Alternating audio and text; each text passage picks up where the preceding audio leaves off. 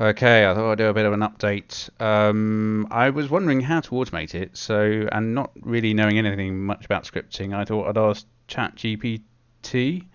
And by the fourth prompt question, this is my exchange with it. First, it couldn't necessarily figure out how to put the constraint on properly. Then it didn't know quite how to assign the object properly, and I just kept putting the prompting it, and then eventually started pasting the fix up the error messages in the console that I was getting.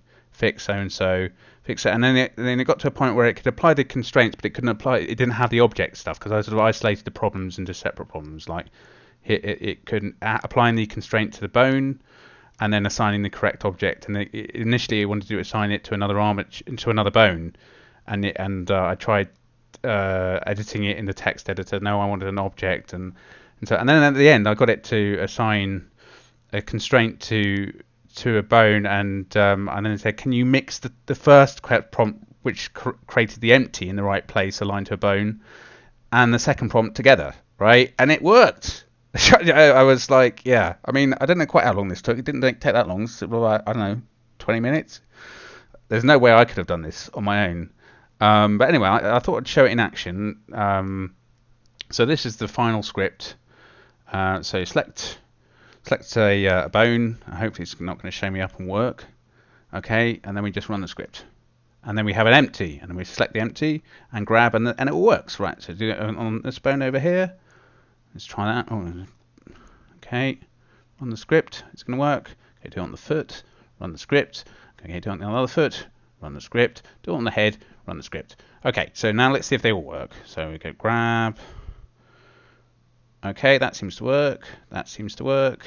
That seems to work. I don't know about the head. I'm not quite sure how the. Oh no, yeah. Well, it sort of works. But anyway, that I just had to make this quick video because it was like this seems to be the silver bullet for us non-scripting types that need scripting help, and it's just like obviously ask community and all the rest of it, but yeah, ask ChatGPT. This is like a second useful tool that a script that I mean, it's not very much to it, and I'm sure if you knew how to script, this would be relatively easy. But for a complete noob, and just asking English, here's my chat thing.